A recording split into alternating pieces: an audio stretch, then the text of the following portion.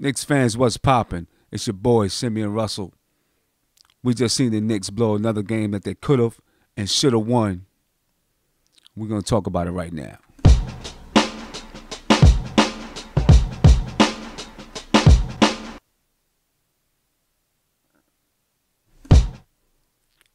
Yes, sir. What's going on, people? My people, my people, my people. Glad to be back in the stew for sure. You know what I'm saying? Been a couple of days since I've been back in the studio, so I'm definitely glad to be back in the studio. It was a nice trip, but I'm glad to be back. I'm glad all you guys joining me. What's going on, everyone? Can't call out everybody. Love to call out everybody, but I'm glad to see everybody here. Tough loss. A win that we could have won, could have had, and should have had. But of course, the Knicks gonna do the Knicks, right? That's how it is. The Knicks gonna do the Knicks, man. The Memphis Grizzlies. No Mike Conley. No Mark Gasol. And this is what we do. But, growing pains, Shay, if hopefully that I said your name correctly, growing pains. I agree, some growing pains. But it's a team that we should beat. I mean, what Memphis right now, they're what? I don't know how many games below 500. Let me see. I'm going to check right now. Memphis Grizzlies are 15-28. That's a team that you're supposed to beat. If we are the team that at least we thought we were, then that's a team you got to beat. You know what I'm saying? And we didn't. We came up short again. Let's look at the recap of the game, and I'm going to open up the lines so we can talk to some people. I just want to check out the recap of the game. We let the Memphis Grizzlies pull off an 18-point lead. 18-point lead. I will say the Grizzlies have some athletes on that squad, and that's an area that we lack sorely. Athletes. We don't have guys that can get up in the air like Memphis does. You know, Memphis has some young, strong athletes, and they out-athletic us tonight, if that's how you want to call it. You know, they beat us with athletes tonight. We had a 3-point lead at some point in the game. We shot 42.7% from the field, 25.9% from three. At least we shot 27 threes.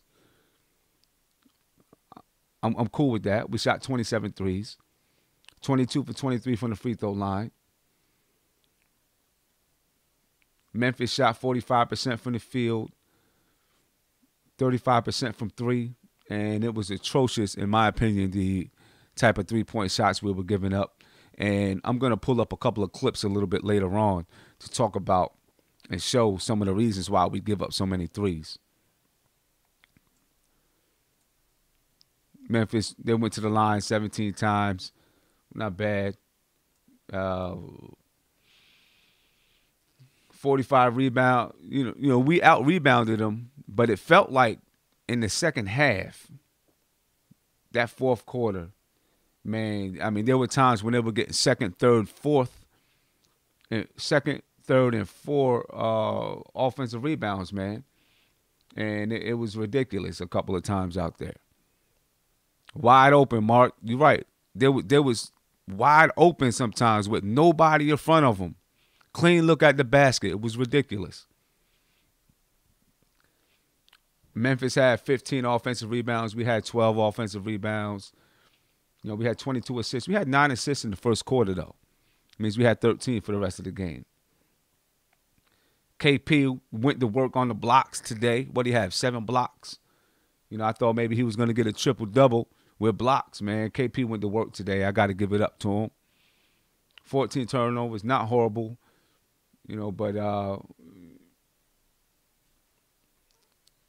all around, we didn't play well, in my opinion. It was okay. We shot 42.7% from the field, still only got up 82 shots. You know what I'm saying? Still only 82 shots. We still need to get more shots. We still need to play at a faster pace. Got to play at a faster pace. Still playing slow. I mean, what we're going to say, man. Our defense, switch right over. Swiss cheese D, like my man Clyde always says. Swiss cheese D. We got killed. Okay, we seen Tyreek Evans was going to work. He went to work against us. But we got killed in the screen and roll all night long. Their athletes were jumping over us. Their screen and roll was opening them up for three. It was ridiculous. It was ridiculous. What's up, A-Dub? It was ridiculous. We got it. We need better schemes. We need better schemes defending that the pick and roll, because we're getting killed every night in the pick and roll. Every single night we get killed in that pick and roll. We need better schemes, because teams sometimes make us look amateurish, man, because we can't guard that screen and roll. And I'm going to pull up some things just so I can show you a little bit of what I'm talking about. All right. So don't mind me while I cue this up, and then I'm going to bring it over so we can look at it. By both teams from behind. But there we go. Mute that out. Okay, this is a play that I'm going to bring up in the third quarter. Let me pause this right here. I'm going to bring this up from the third quarter. And it's a play to me that really signifies things that we do defensively and how we get caught giving up wide open threes defensively. Okay, so I want you to check this out. And I may pause it. Okay, so you see here. Oh, let me pause that. I'm gonna bring it back. Bring it back really quick. You see here, KP is going up and setting the screen. All right. So there he goes. He sets the screen. Now, he's hedging a little bit. And that's good. That's okay. You want to do that. You want to hedge so that you can stop that guy from penetrating until Thomas recovers. Now, Courtney Lee, he's got to play the middle. He's playing the middle. Jack has got to have his eye on 6. Now, you see, guys aren't really, everyone's got their head turned. Everyone's got their head turned. That's a no-no right there. Well, it stopped. The tape is stopped, so we can't really tell if they got their head, if they're looking back and forth. But just so that we know, you should always have your head on a swivel. Okay, I'm going to play it. I'm going to let it go. Boom. Look what KP is. KP is all the way down here. Tyreek Evans is triple teamed right now. You got Thomas, KP. You got Cancer. Jack now, where's he got to go? He's got to help out down here. We leave 1, 2, 3 guys open on the perimeter. That's ridiculous. You know what I'm saying? There's no way that should happen. Cancer has to recognize that KP is there, so there's no reason for him to fall that deep. And if he's there, if Cantor recognizes that KP is there, then Cantor, and I'm pointing up the screen, Cantor's got to recognize that KP is here. Now I'm pointing to him with the mouse. All right. Cantor has to recognize KP is here so he can guard his man here. This way Jack can have his man here. You see, Courtney Lee has his back totally turned to his man. So he doesn't know where his man is. His man could be floating here. His man could be floating here. This is just bad defense all the way around. Okay? And, of course, KP's man is wide open up here. Now, Jack, of course, he needs to hedge. He needs to be able to, of course, he has to turn around so he can see what's going on here. He has to see it a little bit. But he needs to be able to hedge here. He needs to be able to close out wherever it's necessary. Now, KP, after he hedged a little bit, and Evans, I believe that's Evans, maybe it's not, whoever it is, went baseline, Thomas has to recover and get in front of him so KP can get back out to his man. And, of course, boom, boom. And there's not much that we could do about it at all because we had too many people. Yep, that was Tyreke Evans. Too many people triple teaming Tyreke Evans when he was already stopped. KP's long arms already stopped him. Cantor didn't need to help off. Because Cantor helped off, Jack had to help off, and then there we go with the swing around the perimeter. And this is a telltale sign of our three-point defense every single game. That's what we do it every single game. We have that type of defense. I'm going to pull up another one because we seen them all night. All right, I'm going to pull up another one.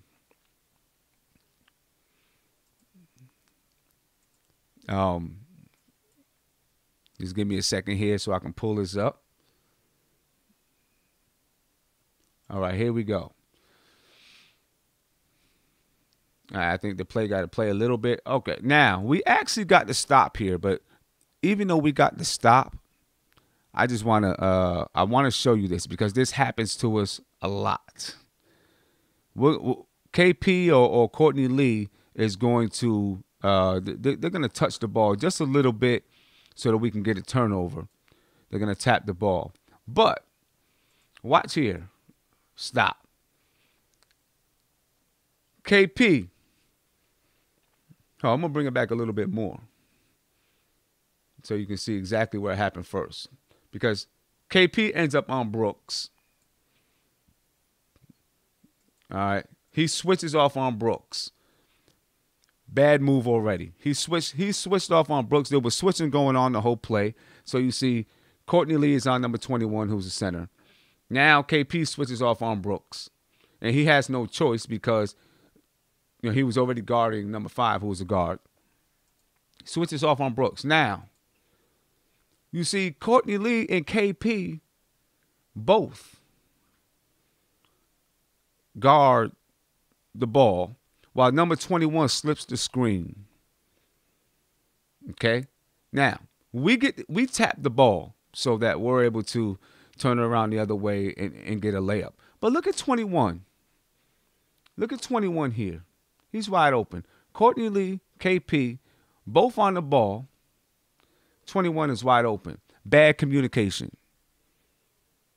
They didn't communicate to say, I got it. I got the screener or I got the ball handler.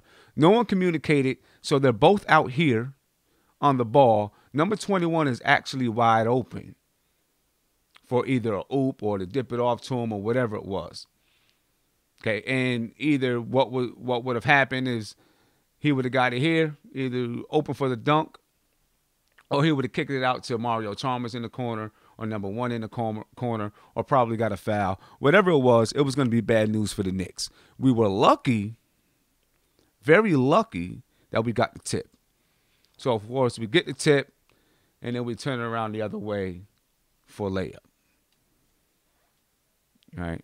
But let's not be confused by the layup, by that little fast break.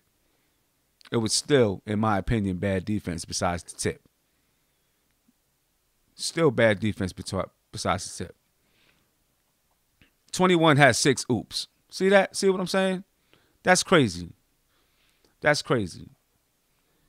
And Coach Jeff Hornacek has got to make adjustments for that. He's got to make those adjustments. I'm going to pull up one more. And I know you guys are probably like, come on, you're killing me, Sim. But, it's, this is what we do. This is what we got to do. You know what I mean? In order to figure out what we got to do in order to be successful. Okay, here. Let me bring this over here. Again, no communication, bad communication. Okay, so we're here. Oh, let me pull it back. I'm going to pull it back a little bit more. Okay, Frank is on the ball. Frank is on the ball. Carlo Quinn hedges a little bit. All right, you see number 10 here, behind the play. Behind the play. Beasley should be watching. Hardaway. Hardaway is here. Number 7 is all the way over here. So, if whoever that is, I'm not sure if that's Tyreke Evans, if he really decided to skip it, I guess Ron Baker would rotate out here and Hardaway would rotate there. That could be Chancey. You know what I'm saying? Because he's open all the way over here because we're helping out here.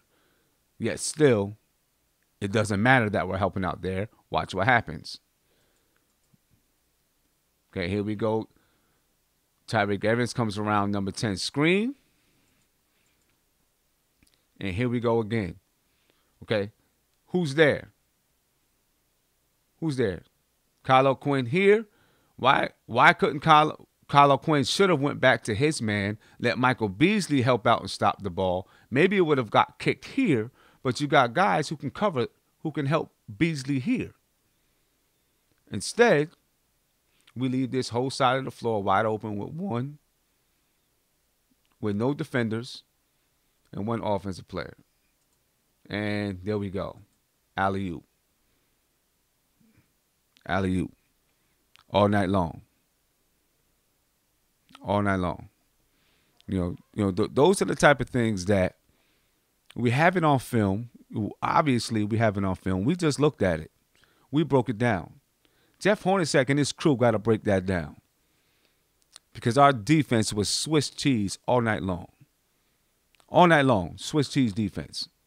My man Clyde, Walt Clyde Frazier, coined that term, Swiss cheese defense. And one more thing I want to show you that we do frequently.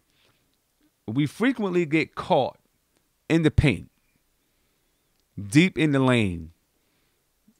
And because of this, and then, of course, there are reasons for it. We've got to be able to stop dribble penetration.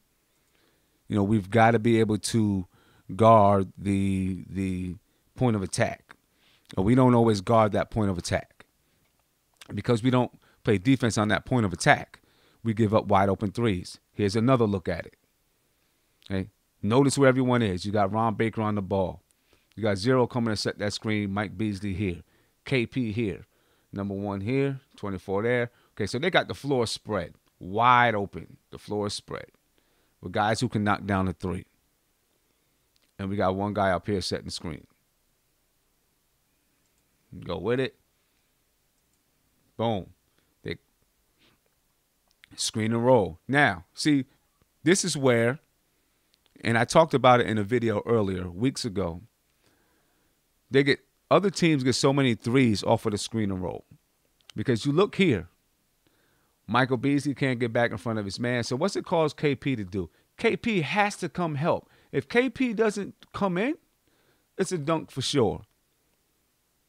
So if you're playing the percentages, at least back in the day if you were playing the percentages, today maybe the percentages, who knows, man. Guys can shoot the three so well. But if you're playing the percentages, that means KP has to help out because you'd rather give up this than this. But it happens to us all the time because we get sucked in here. We get sucked in to the paint and leave three-point shooters open on the wings and in the corners. Happens to us every game. And then, of course, what happens, and it all starts with our defense at the point of attack. This is the first point of attack, this screen and roll. And we didn't defend it well. And so here we go. Bam. wide open, knock it down.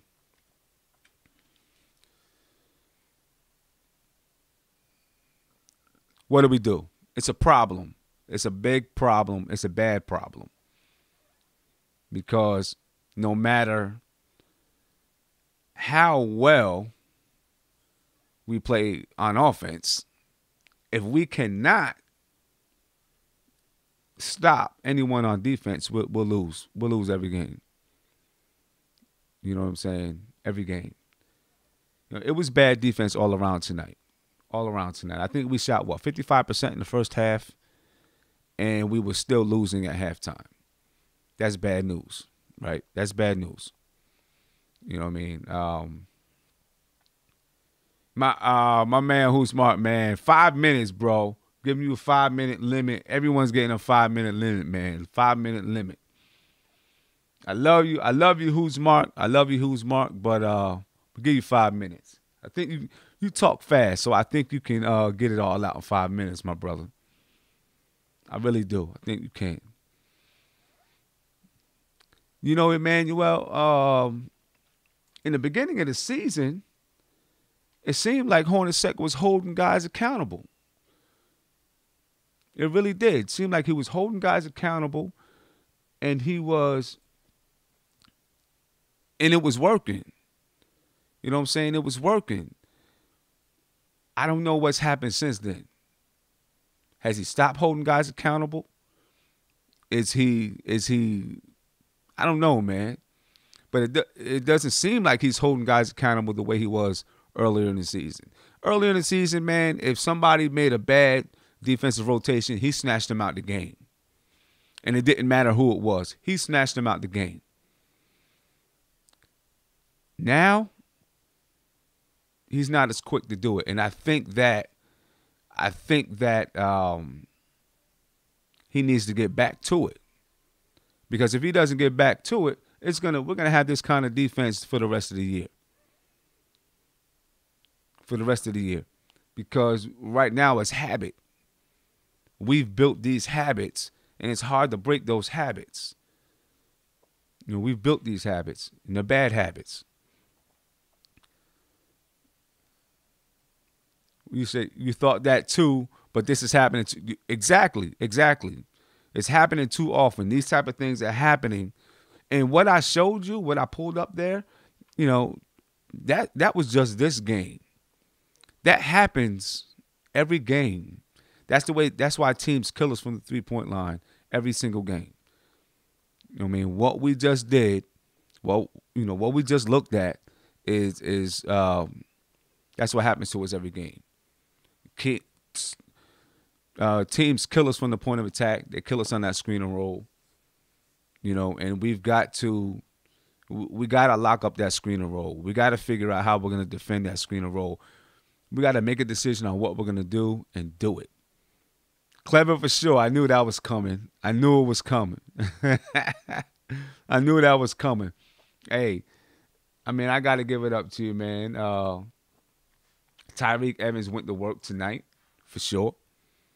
He did. You know, he definitely went to work tonight.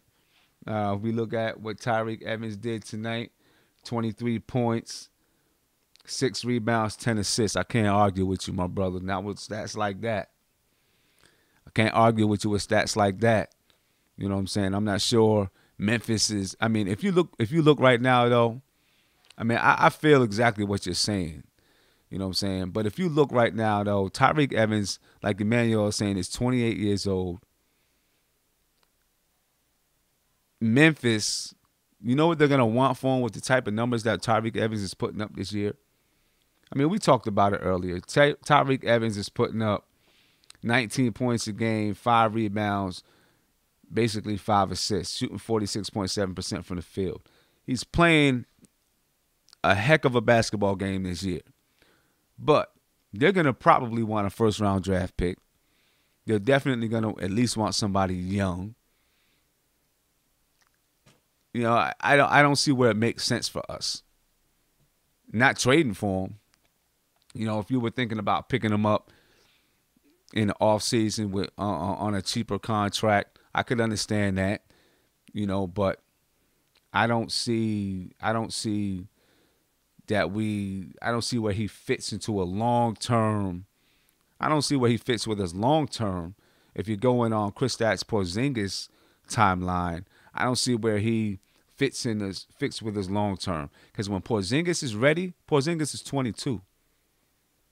When Porzingis is ready, 25, 26, when he's really, really ready, Tyreke Evans is going to be how old? You're talking 4 years from now, 3, 4 years from now, Tyreke Evans is going to be Courtney Lee's age. And, you need some guys like that. I get it. You're right. You need some vets like that. But Tyreke Evans is also injury. I don't know. I just don't see him. I just don't see the timeline matching up right now. Siobhan, thank you. I appreciate it. Definitely appreciate it. Big shout out to you. You say this Knicks team still doesn't have a direction. Siobhan, I agree with you. I definitely agree with you. This was a period of time. We played our first 20 games, and we looked good, and we were building a foundation. Now those next 20 games is when we needed to build an identity. Who we were as a team. Were we up tempo? Were we defensive? We didn't really build it. We're still searching for it. And we're still trying to figure out exactly who we are and what we do. Other teams know who we are better than we do. But to get back to Tyreke Evans, I just don't see him fitting in our timeline right now. Unless you're picking him up in the off season on a fairly cheap contract, I wouldn't trade for him. No way. Because they're gonna want, they're gonna want something serious for him. And if you're gonna give up something serious, you're gonna want to get someone that is younger, fits our timeline, those type of things. But he's balling. I got to give it to you for that, man. He's definitely hooping out there. You know what I'm saying? He's definitely hooping. Now, people talking about, I see play Frank, play Burke. I was surprised that Trey Burke didn't get any playing time tonight. I was looking forward to possibly seeing him and Frank play together a little bit more. I guess the Brooklyn game, I guess Jeff Hornacek only played Trey Burke in the Brooklyn game because it was a back-to-back maybe. But I thought that maybe he would look to see if he can work him into the lineup. I hope they didn't bring him up just to, really take Sessions' spot. You know what I'm saying? And just get a couple of minutes here and there. I want to see what he can do. We probably could have used his penetration tonight, his speed. We were playing against a team that has athletes on the wings and down low. Athletes that we really couldn't handle, obviously, clearly. And I thought maybe Trey Burke could help neutralize that a little bit with his speed in the backcourt. But I guess Jeff Hornacek thought differently. I think we could have used some of his penetration. I like against Brooklyn some of the penetration that I saw, the way he was able to get in. He doesn't pick up his dribble. He keeps his dribble. And because he keeps his dribble, he's small enough to keep his dribble. And because he's small enough to keep his dribble, he opens things up for other people. I would have liked to see a little bit of that tonight because I think that could have helped us. Siobhan, you say at 28, Tyreke Evans ain't getting much. Well, he's 28. He's making $3 million a year this year because, he had some injuries, but he's having a really good year. And right now, they would look for something young. If they were going to trade Tyreke Evans, the Memphis Grizzlies would say, look at his stats. I've seen someone say, he doesn't really shoot that well. He just had a good night. Well, his stats this year say that he is shooting that well. He's shooting 46.7% from field goal percentage, 40.6% from three. That's pretty good. That's definitely That's definitely pretty good.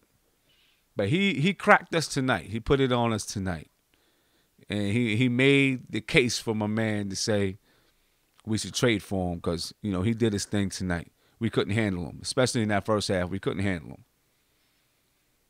But, of course, we were playing terrible defense all game. He picked us apart. The whole team picked us apart. And as a team, we talk about our schedule. And we've been talking about the schedule for a while.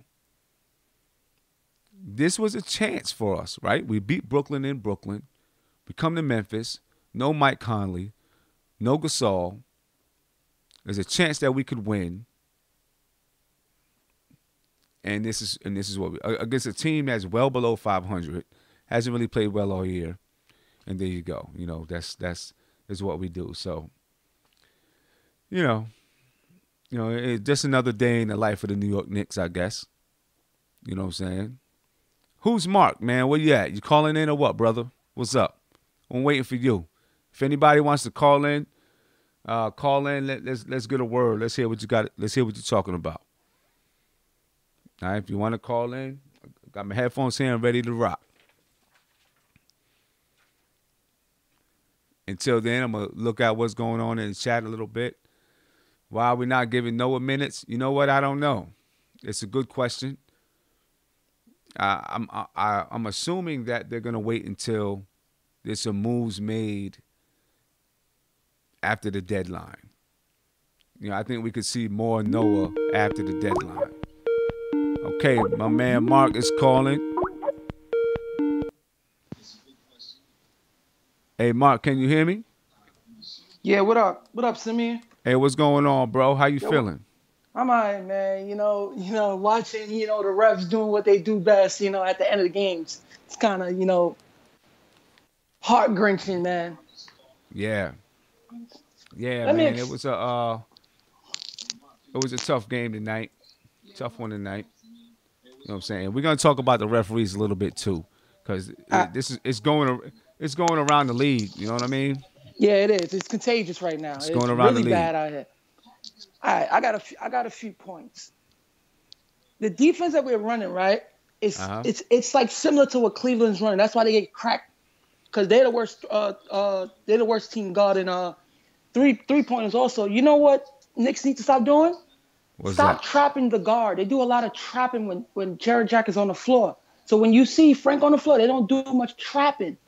But when Jared Jack is on the floor, they trap the point guard so bad that the corners are just wide open. The corners are just open.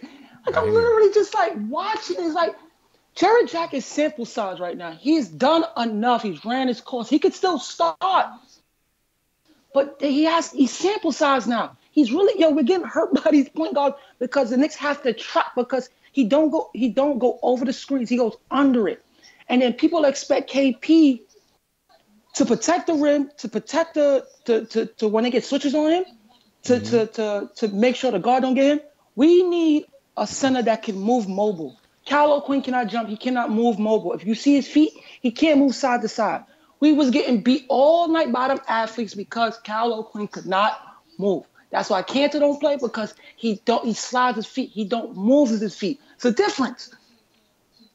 Well, Cantor has, part of the thing with Cantor is he makes some. I think a lot of it is mental.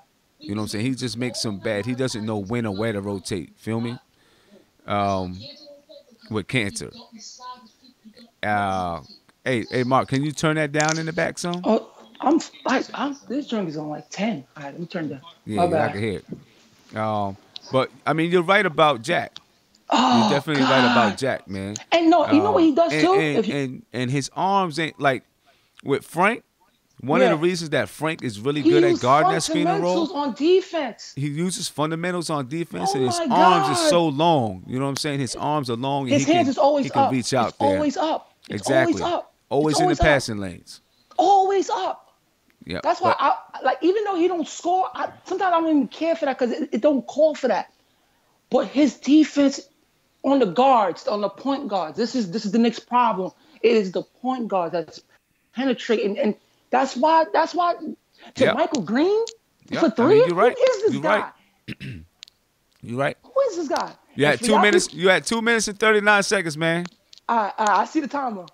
And listen, and for people that say Porzingis is soft, listen, bro. When he gets another mobile big or another wing, like another wing that could play the four with him, he's gonna be even more great. That's how he controls the game. We had that game. The refs called when he stole the ball. They didn't call a foul on him. That was a foul. That was a foul. I don't care what nobody said. Yep, when he agree. stole the ball, that was a foul. That was a foul. I agree. But they need to just stop with Jared Jack in the fourth quarter sometimes when it's not called for him, because he stops the ball a lot. If you watch the offense, he stops it a lot. He stops it a lot. And he does not. This game was calling for a pick and roll, for Christ's sake. I'm screaming at my TV saying, just a simple pick and roll, please. Well, see the thing. See, here's the thing, and this is where I love Cantor. I really like Cantor, but it's where it hurts us because he has a hard time defensively, especially when you're playing bigs like we were playing tonight. Yes. Cantor's our best guy in the pick and roll, our best big in the pick and roll. But you because know, KP doesn't roll to the basket, he pops out. And no, sometimes no, you need somebody that can go to the basket. There's some attempts where he tries to roll, but I keep telling you, Jack don't run it correctly with him. Sometimes he rolls, but he pops out a lot because when Jack is using the screen, he don't pop out enough for Porzingis to have space to even roll or pop out more. Yeah, but even when Frank is in there, a lot of times he's popping out to that three. You know what I'm saying? Yeah, I understand. I know he's probably got to work on it. He's probably got to work on it. You know what I mean? Because he's used to, that's his game. That's his game. Yeah. And we don't want to take him away from his game. Yeah, but I'm that's just an saying. advantage. I'm just saying, yes, and I'm just saying in the fourth quarter, when you were looking for someone to with that screen and roll, to roll to the basket, Cantor is our best big at rolling to the basket. Yeah, but no doubt. Because he hurts us defensively, especially against guys like tonight. He got fish feet, man. Jesus Christ. It hurts us. Jesus Christ. All right, look, I'm going to give you 2 more minutes. I'm going to give you 2 more minutes, man. All right, I'm going to give you 2 more minutes. So far, I'm going to let you talk about the rest because, honestly, the way I want to, really express myself, I don't want to do it here. So it's just like I'm going to leave it for when I get off. But other than that, Hornacek rotations, another thing. I love Lance Thomas, but he got burned tonight. But the liability that we can't score, teams are just sucking on to Tim Hardaway and Porzingis and Beasley a lot because the other 2 people on the floor do not shoot the ball when it's given to them when they come off that screen and roll. Yeah. And Jared Jack just need to push the ball. This game was asking for a guard to push the ball. Yeah. Push the ball. I'm screaming. I'm like, push it. Because you can't have those athletes set defense. If you have them set defense, it's hard to score. That's what was happening. I want to push the ball too. I really do. And I don't think we need to push the ball. I don't think we need to push the ball by dribbling up though. We got to push the ball by pushing that thing up the sideline. But when you push it creates a little more pressure on the offense for the team to play defense. And I'm watching teams set up. They get back and they set up. You can't have those athletes. This is Grizzlies.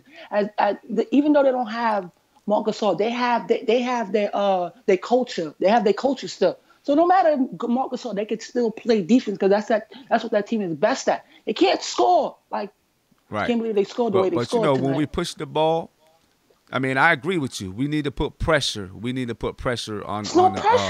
We need to put pressure on them. So when we push the ball, if we're dribbling up the floor, you know what I'm saying? That's still, you get the ball up faster when you push it up the side. When you pass it up the sideline, you put a little bit more pressure on them. You know what I'm saying? You put a little bit more pressure on them when you pass it up the sideline. But we definitely need to push and play with more tempo and play with more pace. I think he should have played Gomez tonight because he is very good around the rim. All these loose rebounds, that's just because Cal O'Quinn cannot move his feet and he can't jump to grab rebounds. Yeah. That's why they was getting alley-hoops. His pick and roll defense is so horrible. Them 6 alley oops. It was 6 Yeah. because he could not roll fast because he can't move his feet. I hear you. Well, look, we're gonna open it up for some other people to log All right, on. no All doubt. right. Shout out to All the right. chat. Yeah, definitely. Thanks for the call, man. Look forward to hearing you again. You'll see me again on Friday, man. All right, bro. It's gonna be late. Yeah, Friday. It's gonna be a late one. It don't matter. You know. I'll be up because the Knicks lost, and I don't go to bed. I'll be hurt because Knicks lost, and I'll be up all night because they lost. All right. But yeah, next Friday is definitely gonna be a late one. All right, Mark. All right. It's definitely gonna be a late one, a late game because we play at 10:00. But I'm definitely still gonna be on after the game. You know what I mean? But we got anybody else that want to call in? Definitely call in. Get your word up. You know, so we can hear what you got to say. Hear what you're talking about a little bit. All right. All right, man. How to call in? Skype. I'm gonna put my Skype information up here. All right. Anybody that calls in, they Skype in.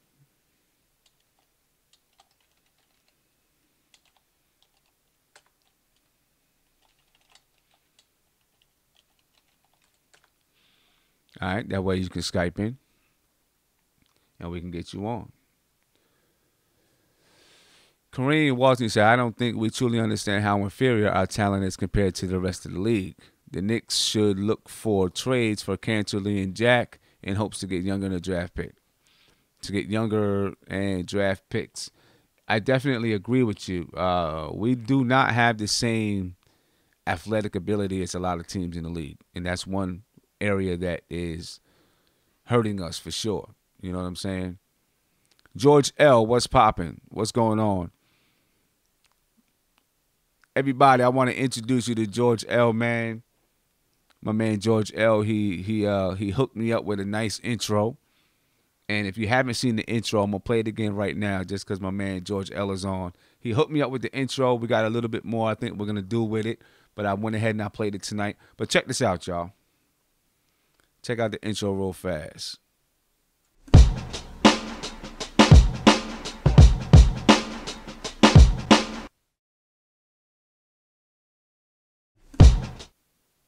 Yeah, my man George L. made that intro, and then he's gonna add in, he's gonna add in our signature line with my man Tony Crow. Yo, Black is Time, and so big props to you, bro, for the intro. And if y'all need something done, hit the man up. He's good. You need any kind of video done, hit him up because he's good. Because he's real good. All right. Like I said, guys, you want to call in, definitely hit me up on the Skype. We can get you on. All right. I want to move on to players and the refs. What's going on in the league, man? We got a lot of stuff happening in the league, man. But right now, what's big is the players versus the referees. A lot of stuff happened over the weekend. On Martin Luther King's Day at that. On Martin Luther King's Day at that. All crazy stuff happening in the league. I don't know if you guys seen what happened in Orlando.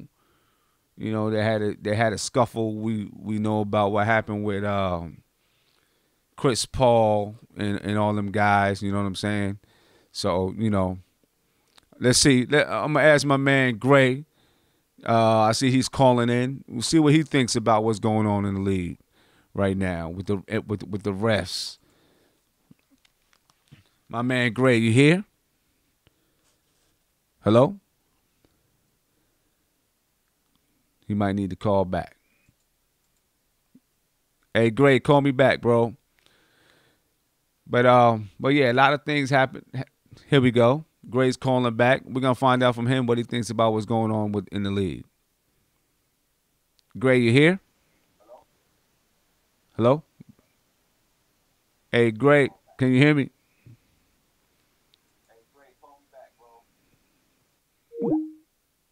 I don't know if he can hear me. I don't know what's going on. Well, anyway, I'm sure you heard about everything that happened with. Let's try this one more time. Hello. Oh, it's Marty. What's going on, bro? How you guys doing? It's Marty, everybody. Hey, Marty, say what's up to the chat. Say what's up to the crew. How you guys doing? I miss you guys. Let me turn the Good deal, man. Knicks family. How you guys doing? Yes, sir. Marty, hey, my man. Big shout out on the super chat the other day, man. For sure. Definitely a big shout out on the super chat. I love it. I love it. You know what I'm saying? That was all love, man. That was definitely love. Definitely love. I love the show, man. I gotta support it. I was one of the first callers too. Yeah, for sure you were. For sure. You was one you might have been, I think you was the first caller.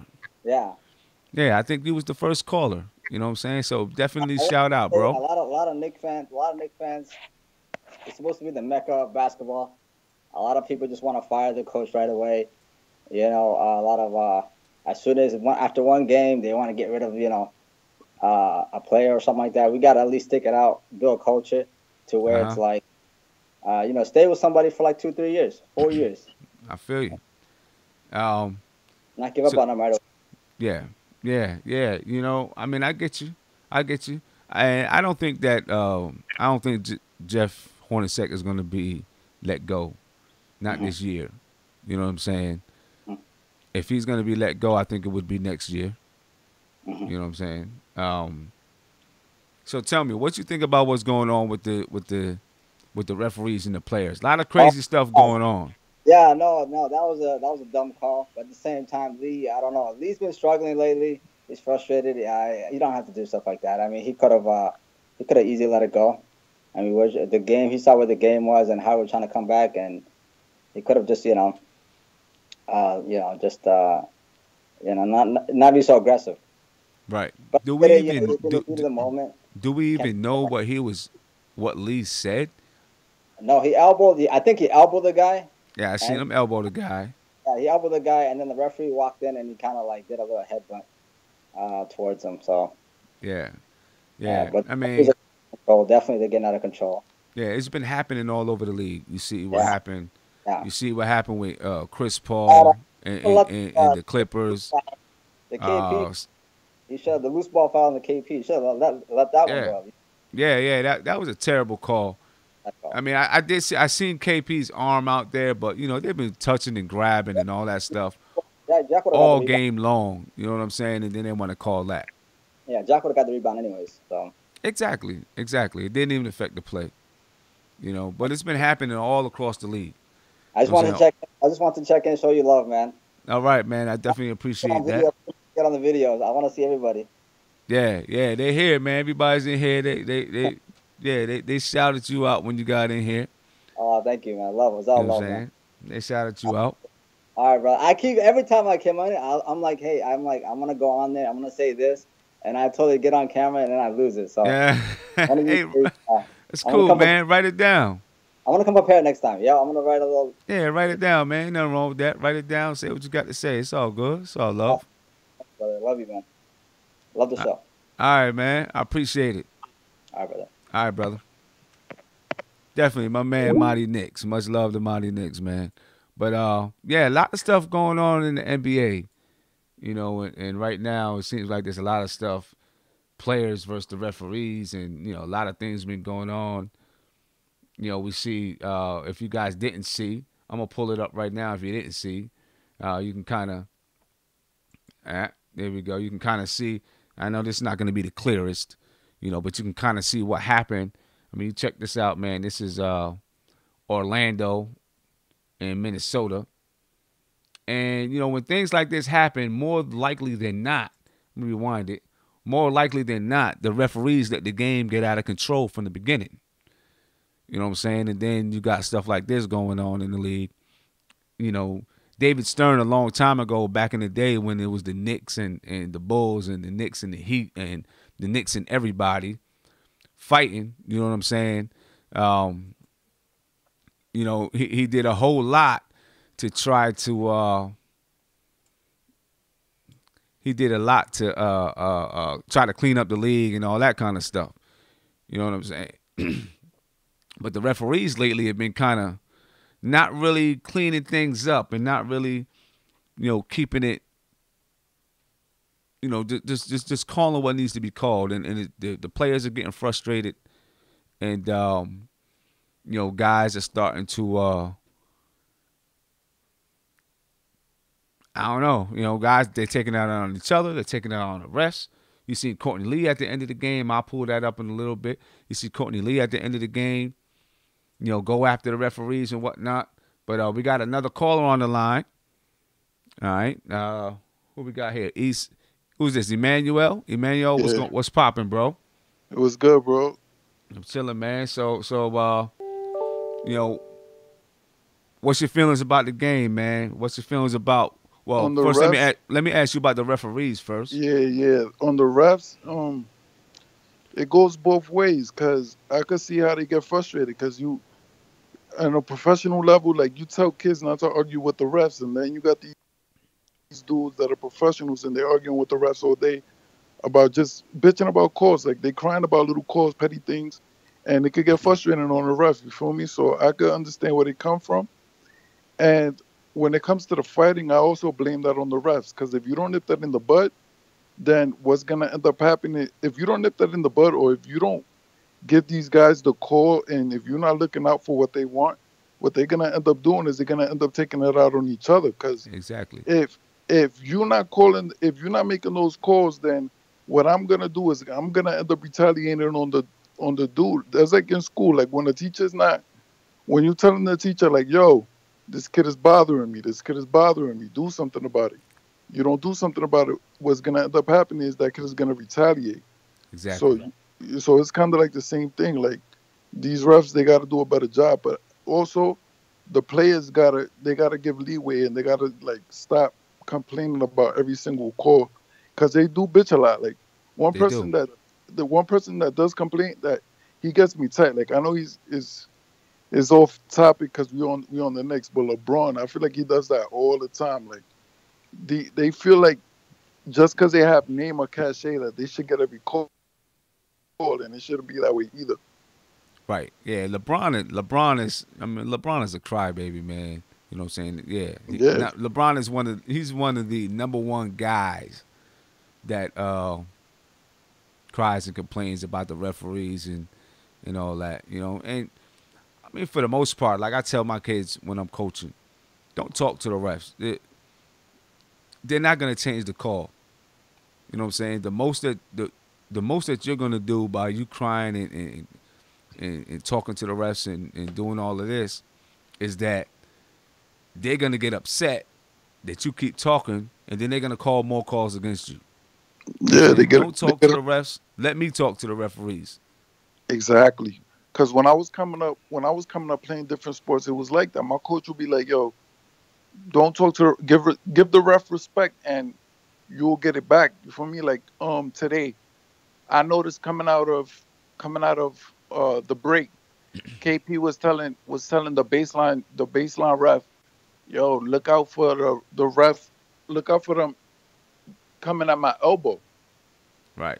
And the next possession, when KP turned around for the jump shot mid post, he got the call. That was his first two free throws. So if you show respect, they're gonna look out, but they can't be barking on them all the time. Like Exactly. as a human, as a human, I definitely understand what the refs are going through, and it's hard. It's hard. Yeah. It's hard on both sides. It So is. It is. Matter of fact, I told my daughter when we started AAU season, I'm going to have them referee a couple of games and make calls so that they can see things from the perspective of a referee. Because it's hard, man. You're not going to see every call. It's impossible. I don't care if you have three refs on the floor. You're not going to see every call. mhm. You know what I'm saying? So the players, they got to understand it and just play the game because you're not going to change the referee's call. Just play the game. And then in the same token, the referees got to do a better job, making calls, especially sometimes it's obvious calls right there in front of them, you know what I'm saying, that they're not making. And So it's both ways, you know what I mean? It's both ways. They both got to They both got to play the game the right way, ref the game the right way, play the game the right way. Stop bitching and crying about the refs, and the referees. Make the calls the best way they can, and get a player some respect too. Exactly. What I And there mean? was exactly, yeah, definitely. And there was two things at the end of the game. The two final fouls that I wanted to clear up. The KP foul, KP was pulling on the jersey when he was coming off that rebound, that offensive. But the thing was that what KP said that it could go 50-50 because not all the times they call it. So that was like a 50-50 thing. Yeah. So it really depends. It really depends on the ref. Right. And the Courtney Lee he said that, remember when they tried to toss it up the first time? Uh-huh. He Right. noticed where the dude was trying to go. So Courtney Lee was trying to get position. And then something happened where the rookie told him, like, who do you think you are? Courtney Lee was like, you know who I am? And then Courtney Lee said something back, but he ain't even cursed or anything like that, and he just gave him the tech. Yeah. So Courtney Lee got upset about that. Yeah. Gave me. Yeah. That was a bad tech. You know what That I'm was saying? the bad tech. Bad tech. Yeah. Yeah, for sure. But anything else you wanted to chime in there besides? Nah. The refs? I was gonna keep it on. I was gonna keep it on the topic, whatever the topic was. Okay, cool. All right. All right, man. Appreciate the call. No doubt. All right. Appreciate it. Yeah, definitely, man. For the NBA, just for the health of the NBA, players, referees, we got to get this thing together. They both have their unions. The referees, they have a union. The players have a union. If they need to hash it out, to make sure things don't happen, because we don't want things getting out of control. We definitely don't want referees getting hurt. We don't want players getting hurt. When I seen Courtney Lee tonight, Courtney Lee was hot. You know what I'm saying? And he looked like, sometimes players, they get real hot and they look like they're going to do something, but they know they got so many people around, nothing's really going to happen. But then you got some players, that let it get out of control a little bit. You know what I'm saying? So sometimes, we've got to, we just got to get this thing under hand. You know what I'm saying? If you look at here, and Michael, I'm going to get to you in a minute, bro. If you look on here, this was at the end of the game tonight. Courtney Lee going to the refs. You know what I'm saying? And, you see Tim Hardaway, Jared Jack, Ron Baker, everybody holding them back. And they didn't even show, this clip didn't even show the whole thing. You know what I'm saying? He actually charged at the ref twice. He didn't really charge him. But I think what we see here is actually the second time that he came at the referees. And, Courtney Lee is usually cool. You know what I'm saying? Or maybe it wasn't. Maybe it wasn't the second time. Maybe that is the whole thing. But, Courtney Lee is usually cool. Don't get that upset. So I don't know exactly what happened or whatever it was.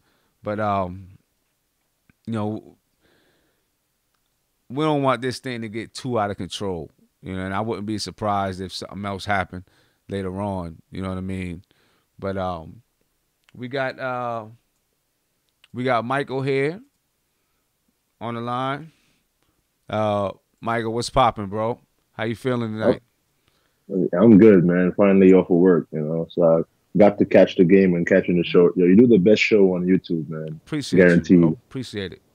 Guaranteed. Appreciate it for sure. Give me a second. I'm gonna bring this little clock up over here in the corner. All right. We're trying to get some. We're trying to keep. Keep that clock had me weak the first time I saw it, man. I was rolling. I can't even laugh.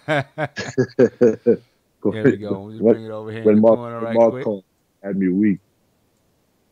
All right, there we go. We good.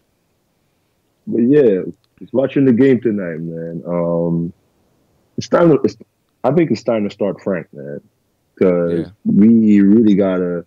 It's at a point where we're really allowing the other team's guards to get into a rhythm early, and once they get into that rhythm early, it's not too much we can do about them. We're gonna start double teaming them.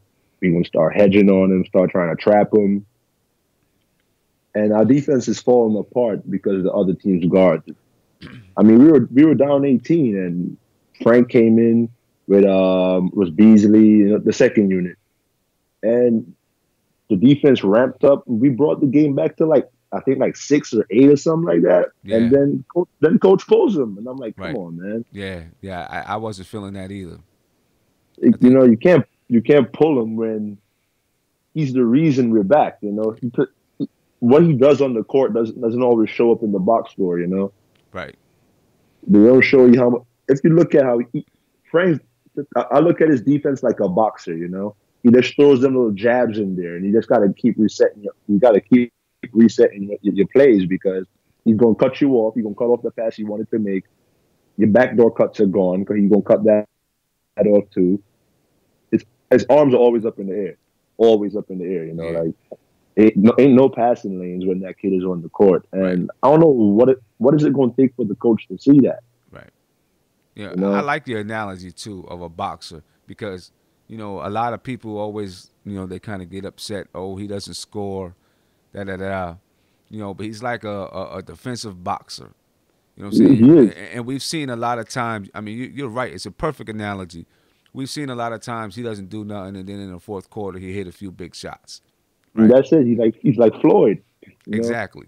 He's gonna jab. He's gonna keep you at a distance the entire time. You don't know if to attack him or not because he might rip you, or he might force you into a block. You never know what it's almost like he baits you into driving. It's like, and the moment you dribble the ball, his arm is in there. Yeah. The moment you go up, KP back there ready to swat you. Right. And all the games where we were down this season, all of them, especially the ones we won early at home, it was him and KP on him patrolling the perimeter, KP patrolling the paint, and they were smothering teams. Yeah, and you got you got what you need. You got a guy who can play defense at the point of attack, and then if that breaks down, you got a guy who can block shots. You got your goalie, exactly. Your back line not defense, to bring up man. soccer, but you got your goalie. Exactly. You got your last line of defense. Yeah. I mean, it really is what it is, man. Like, it's at the point where I would start Frank, I would bring Burke off the bench, and Jack would play spot minutes. Yeah. Jack would come in, you know what? We need you to come hit 2 floaters real quick. We need you to play the rest of these 2 guys real quick. But other than that, Jack, I think he ran his course, man. Yeah. Not to mention, when he slows up the offense way too much.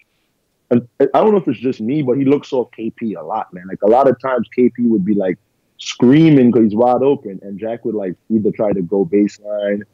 And he has this habit of, you bring the ball up, but then he goes into the corner dribbling it, and now all he got is the sideline and the baseline.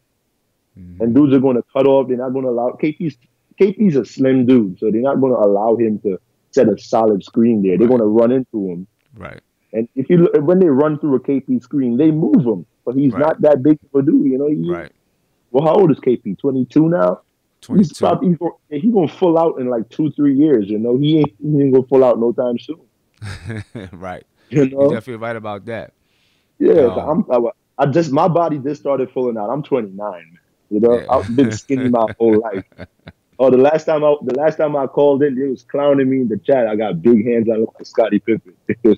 I remember that, man. Crazy I remember that. Chat, man. I just had to thought about it. Yeah. Definitely, man. And I think Jeff is probably gonna wait until after this little run in January. I don't want to say run, but after this stretch in January to see where we are after the at the end of this stretch. Then we got the trade deadline. See what happens at the trade deadline, and then I would push for that kid from Detroit, man. Stanley Johnson. I would push for him. For Stanley Johnson. Yeah, I would push for him because he give you hustle buckets too. He give them. He's definitely a defender and a hustler. I don't know, exactly what kind of system of things that they're running in Detroit. My only concern with him is he shoots like 38% from the field. Doesn't really But hit threes. Doesn't you mean give that to up. change the scenery can't help him out though. I mean, look at Chris Dunn. Chris Dunn was averaging what 3 Right. points in Minnesota. Now what 14 or something. Yeah, And he's doing Johnson his gives thing. you the Stanley Johnson gives you them ugly buckets. You know, the ones that aren't pretty but they go in. Yep. Them ugly points. It's like, God, Jesus Christ, he got 14, but they were ugly. You know. Yeah, and he give you some grit, some hustle. Yeah, You know we what don't I'm have saying? no ugly on this team. No ugly.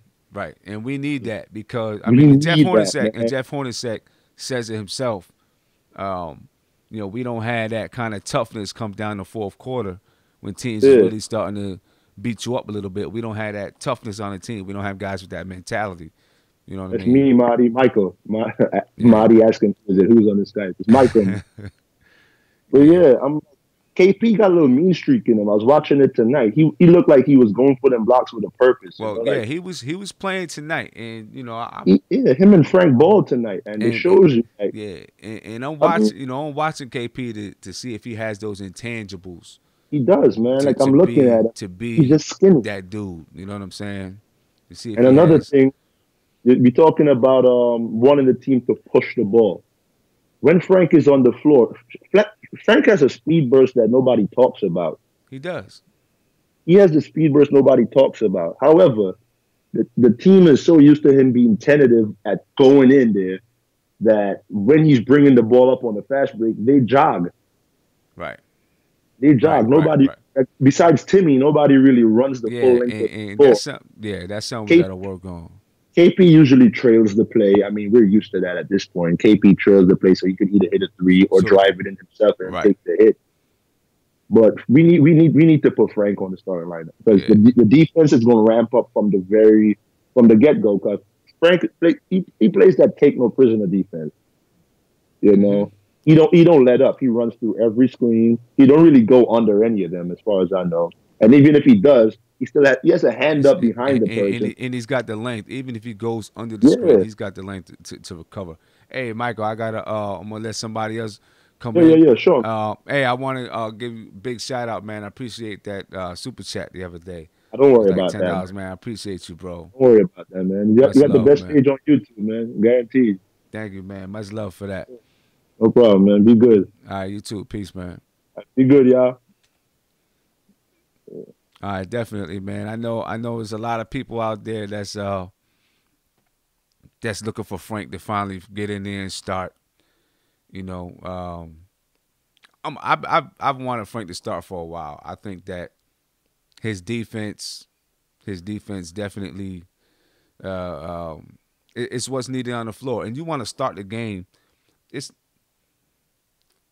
true. It's not always about who starts, but who finishes. But you do want to try to start the game. You want to set the tone. Exactly. You want to set a tone. You know what I'm saying? You want to set a tone. And you want to Tevin. We got Tevin calling in. Tevin, I want to get your I want to hear what you think about Frank starting. Michael brought it up about Frank starting. I want to hear what you think. I mean, I am definitely a proponent. We got Tevin Brown on the call. I'm definitely a proponent of starting Frank. Now, I have said, of course, what matters to me the most is that Frank plays. But I've always said that I would love to see Frank start. I want to see Frank on the floor, and I especially want to see Frank on the floor with KP. You know what I'm saying? Can you hear me? Yeah, I can hear you. Jack and everybody, the stream can hear you too. I definitely want to see Frank on the floor with KP. Because that's supposed to be our future. So if KP and Frank is supposed to be our future, we should be playing them together as much as possible, in my opinion. If you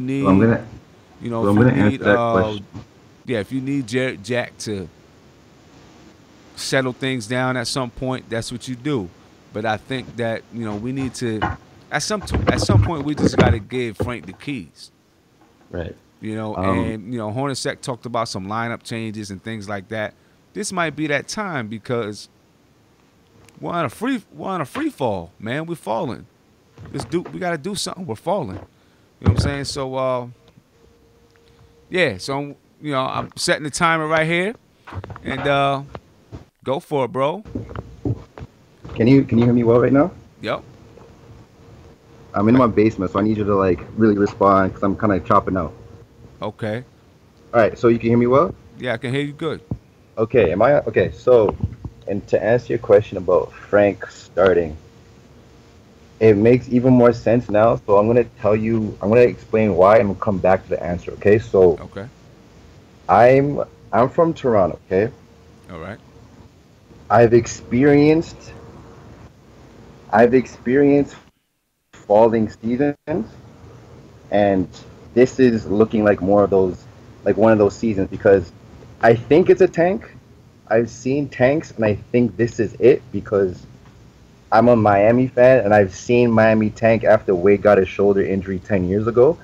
So I see what this is like. So, like you're saying, like it makes even more sense to start Frank and alongside KP because, like as you said, that's the future. So I'm starting Jack. It doesn't really make sense for a winning team because if you look at Jarrett Jack skill wise, in terms of the rest of the starting point guards in the rest of the league, that it's kind of fishy to me. It's fishy to me, and I think Jeff Hornacek and the rest of the front office, I don't think they're dumb people. I think they know exactly what they're doing. I think all the contracts that were acquired over the past season or two, whatever expiring this year, next year, were all contracts to pacify the public and the viewers and the fans to say, okay, we might do something this year. You know what I'm saying? We might play Beasley 20, 25 minutes, 30 minutes, and then get you going a bit more. But when you have Jared Jack and you have Lance Thomas getting like 20, 25 minutes a game, I just don't see that. Like, where are you seeing that elsewhere but a tank? So, in terms of like, I'm accepting it as a tank, I do agree with you now that, yes, Frank should get at least 32 to 35 minutes a game because why else wouldn't he get those minutes? You know, I don't think sending him to the G League is beneficial now because of the current state of the team. It's not going to go anywhere. And making the playoffs isn't in the front office best interest right now. It just is what it is because I've seen this before. You know what I'm saying? So I'm not going to be in denial about it. It just is what it is. And I just think they just need to develop the young players, which is sad when you have players like Courtney Lee and Michael Beasley who peaked.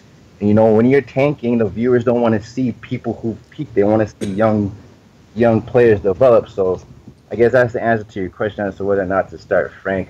It makes sense. Now, I mean, if it's a tank, then you might as well start him if it's a Oh tank. yeah, oh yeah, You know it's what a I'm saying? tank. So, It's a tank. are you saying that it's a disguised tank? It's a, it's a. Well, if you look at the schedule, right, and you could tell which games are winnable, right, and then when we lose the games that we're supposed to win, you see the devices used during those losses. So, for example, you have tonight where how many points did Beasley finish with? He finished with what, 18 and 7? Something like that. We could check the stats. I'm not sure. When did they Something like start that. really? Right. So I believe Michael said that Frank and the second unit came on and the defense bumped up. But did you notice that they started going to Beasley a bit too late? Like there are little things that I'm starting to notice. Like I don't know, and especially Frank being on the bench. Frank is clearly a better basketball player overall than Jared Jack. I don't care if he's a rookie. You will get more out of Frank as a starter than you will Jared Jack. Regardless of all the gripe I have about Frank and how much he needs to develop, he is the clear-cut option. It's not even a thing. So they're going for a draft pick. I mean, it is what it is. You got to tank. It's unfortunate, but it happens to everyone. So I mean, they're gonna go for the high draft pick. I think they need to move Quinn, move him for Clarkson, use Clarkson as bait in the draft, trade up your draft pick, and get a higher pick. I mean, that's just what it is. Like, let's call a spade a spade. Like, I can't be delusional about this anymore. I just want to see the young players do their thing, and I want to see players in their prime get actual minutes. Is there any other reason why Noah's not playing? Tell me why Noah's not playing. Gave this guy 74 M's last year to do what? You know, I mean, to form a. Go ahead. No, I was gonna say, Don't really know. We can't really say why Noah's not playing. I mean, offensively, we know that he can't. He's not going to give you much offensively. We know that. No, absolutely. Defensively, hopefully, he can still give you something. He's not going to be playing 30 minutes a game. If he does play, he's going to get Yeah. spot minutes. Yeah, I would absolutely right. expect after the trade deadline, something's going to happen after the trade Listen, deadline. Either either Kylo Quinn or Hernan Gomez is going to be gone after the trade deadline. I So think I think we'll Quinn see. is out of here. I don't think Noah's contract is attractive at all. So I don't think a trade would happen. But I do expect for them to get a young prospect in return. And I don't think that young prospect is going to stay with the Knicks at all. I think that young prospect is going to be used more likely as trade bait to trade up because I think the front office I think they're smart. I think they're thinking long term. I'm not against it. I'm just kind of hurt because I'm realizing it right now because I've seen this so many times before. Yeah. So like I said, I think Willie's out of here. I think Quinn is out of here because you gotta look based off like not necessarily who should go, but you gotta look at the contracts. You know Yeah. what I'm saying? Like you said a few shows ago that Quinn is playing way above his value, which makes sense. So he'd be more likely to go. I think they'll probably buy out Noah because he's gonna get disgruntled at some point. A buyout's coming soon. I smell it. But Well, hey, that's yeah, Tevin, it's Tevin, right? yeah. Okay, yeah. Let me get some other people in here. The timer ran out a little bit. I Of definitely appreciate your opinion though, and that's something course. definitely worth to talk about. I see some people in the chat talking about it, thinking about it. All right, hey, I appreciate the call. All right, peace, All man. right, Tevin, thank you. He brought up some points. Brought up some points there. Something for us to think about. What do you guys think, man? You think it's an incognito tank? You think it's one of those, just kind of because what's his name, Scott Perry. He said he doesn't believe in tanking. According to Scott Perry, he believes that it's. I don't believe in tanking. But that doesn't mean who knows what's going on inside management. You know what I mean? But what do y'all think? Y'all think they're actually tanking, but just selling the crowd, selling the fans? Who knows? I mean, some of Hornacek's rotations are questionable, but maybe that's just him as a coach. Who knows? As far as Noah, I don't think that Noah's going to get bought out this year.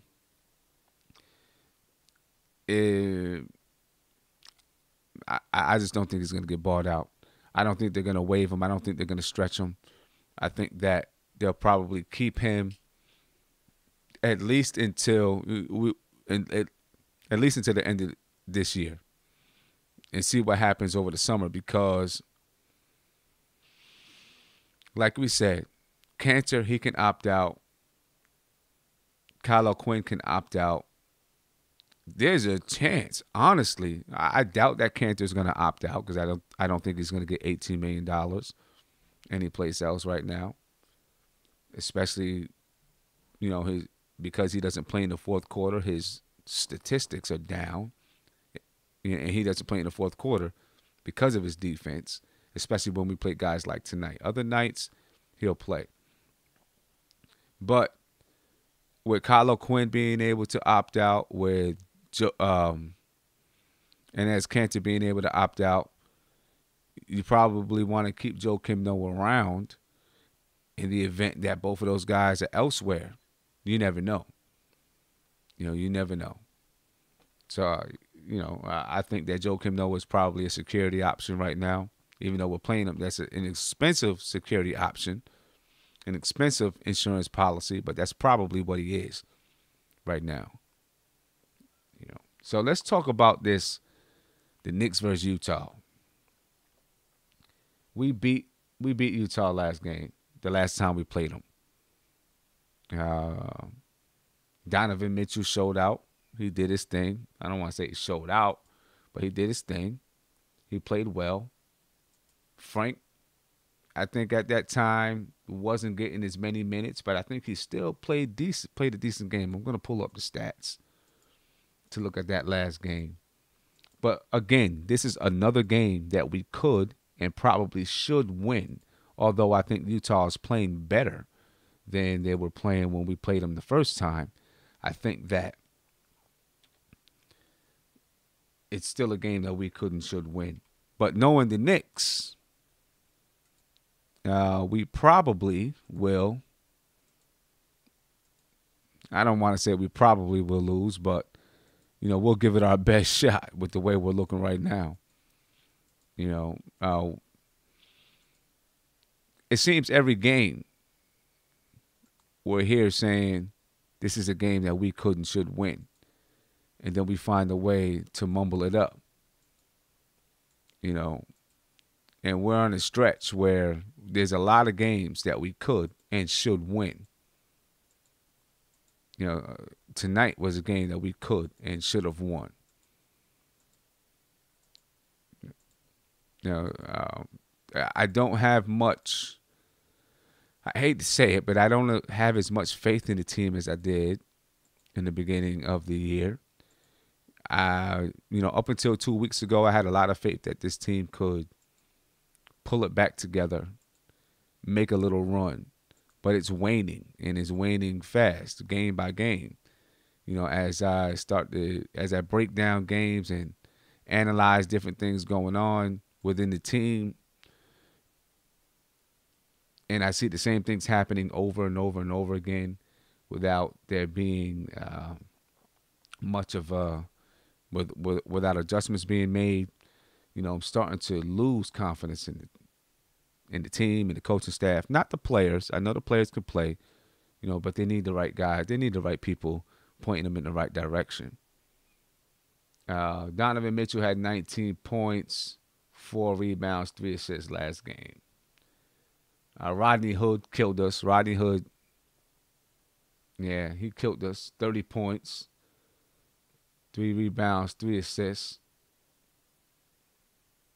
Other than that, most of their guys, Ricky Rubio, 13 points, 4 assists. Most of their guys played their regular games.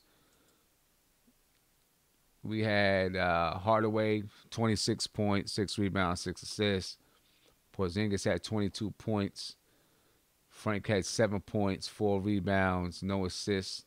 Played about 19 minutes, but he didn't play bad. It was decent for him, especially back then, because he really wasn't playing much. Jared Jack, 7 points, 5 assists. Michael Beasley didn't play minutes at all during that game. So the lineups definitely look a little bit different now.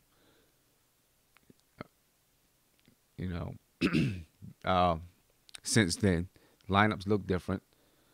I'm wondering when. Let me see how many minutes did Hardaway play tonight? Because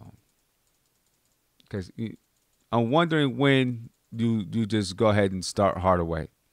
I guess it's only been 2 games, so I'm sure you got to work him back in. But he's playing a good number of minutes. Of course, they didn't play him on a back-to-back. Tonight, Hardaway played 36. Oh, he did. He did. Okay, maybe I was wrong. I didn't see the beginning of the game. Did Hardaway start tonight? I didn't catch the game until about halfway through the first quarter. If Hardaway started tonight, then that question is null and void.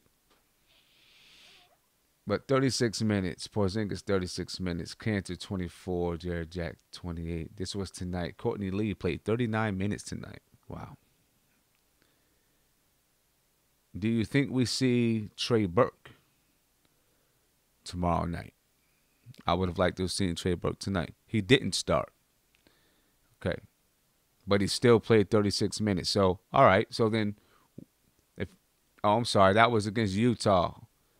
No wonder why I'm all mixed up. Let me go back to it. Got the wrong game up there. I will pull that back up. So Well, then answer me this then. When do you think we start to move Hardaway back into that starting lineup?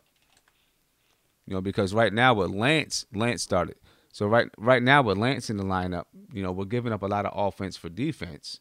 But his defense, to me, isn't so great that it's not like he's a lockdown defender right now, in my opinion.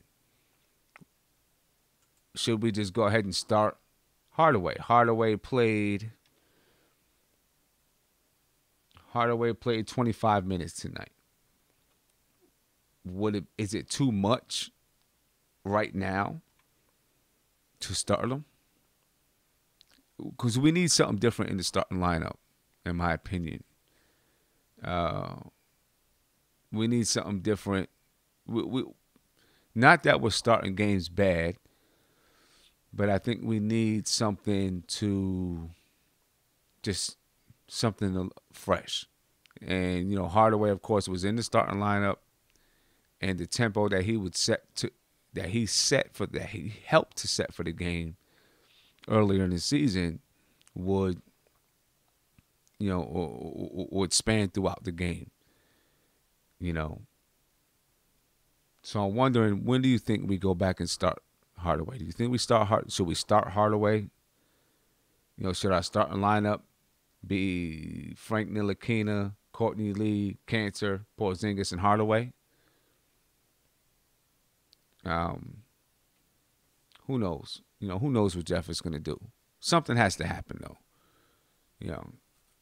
So you wouldn't mind, Ishmael, you say you wouldn't mind cutting Lance. I don't know if they'll cut him because he's serviceable, I guess. Because he can play defense, he's kind of serviceable. But he's definitely not giving us the things that we need. He's definitely not. And I just feel in the starting lineup and with that starting group, we're not getting good enough production. He's not playing good enough defense to give us the overall production we need. You know what I mean? If he was like a lockdown defender and rebounder, and anyone he defended, they struggled all night, then I don't understand. Then I could understand why he would be in the starting lineup. Right now, I don't see him. He's not bringing that. He plays good defense, but he's not locking anybody down. You know what I'm saying? And then he kills us on the offensive end. He kills us. Right now, Utah's 18-26. 3-7 in the last 10 games. They won one game. 1 game winning streak, if that's what you want to call it. It's a game that we could and should have, but I guess there's no more with us. There's no more. This is a game we should win. You know what I mean? I don't think we have that anymore. Not right now. Not right now. And then, we keep looking at the schedule and saying we have winnable games coming up, and we do. But I'm just not sure that we're going to be able to. I don't know if we can say anything is winnable for us. Brooklyn. You say we need Trey Burke for his spacing and penetration. I agree, for sure. We need him. We need Trey Burke to get in there and help us pick up the pace a little bit. Playing with Tim Hardaway, let them two get on the floor a little bit, see what it looks like. Frank, Timmy, Trey Burke, see what happens. We need something to shake us up. Bless Lover, you say Jeff plays Lance because he fights through screens and most of the team does not. Same with Baker and Frank. He does. He does fight through screens, but we still getting, dogged in the screen and roll. You know what I'm saying? We're still getting killed in that screen and roll. Who's Mark? You said, why is Miami better than us? Well, you know what? That's a good question, Who's Mark. Let's talk about Miami. Because, of course, a few years back, LeBron leaves. and then Dwayne Wade goes to Chicago, and you think, oh, you know what? They're going to be down in the dregs for a while. No. You know, they weren't down in the dregs at all. And look where they are now. Miami, right now. You know, they pulled it back. They had an amazing run last year. And right now, Miami is 26-18. Isn't that something? 26-18. You know, I think what they went on an amazing run in the second half. And for all of the tank people, Miami didn't tank anything. They smartly, they were intelligent in the way that they put players together, developed players, put together a coaching staff. You know, they had the same coaching staff, but they have a coaching staff that has developed a culture of playing defense, hard work, being aggressive. You feel me? You know, that they didn't do it through a tank. They did it through good management. And right now they're back, top 4 team in the East, 26-18. And they don't have, you know, do they have a bona fide superstar? Not really. You know what I mean? Not really. You know, but you know, the aggressive style of play. They you know, they play ball. They play the kind of ball I want us to play. Really. They got a coach. And they got a good coach. And they got a coach that understands how he wants to play and understands. And so they get players that play the way that they want to play. And, of course, you got Pat Riley, who's a genius at pulling off deals and stuff like that. You know. We'll get there. We're going to get there. We'll definitely get there. We'll definitely get there, guys. But listen, guys, I'm going to log off. I think it's been a pretty good show. You know, working on some things. Hopefully, me and George L, we tighten up that intro a little bit. Maybe we'll get an outro going. You know what I'm saying? But definitely a good show. Thank everybody for calling in. Thank all you guys for being part of the show. And, you know, keep looking forward for more things to happen. I know everyone's going to have to work on Friday. So it's definitely going to be a late show. I should be on. The game starts at 10. Probably get over around 12:30. I'm going to try to have everything prepared. I'm going to be preparing everything during the game. I usually wait till after the game, prepare what I need to prepare, and then come on. I'm going to prepare everything during the game so that I can jump right on after the game because I know it's late. You know, and I've got to get up super early on Saturday morning too. You know, because I got a fundraiser that morning that I'm going to. So, but I'm definitely going to be on and chop it up for a little bit. If you guys can be on, I'd love it. I'd appreciate it. All right, but yeah, bless lover, appreciate it, man. Appreciate it. I definitely appreciate it. So, play the intro again. I'll play the intro again, definitely. It's a tough intro. I'm gonna play it one more time. Play it one more time.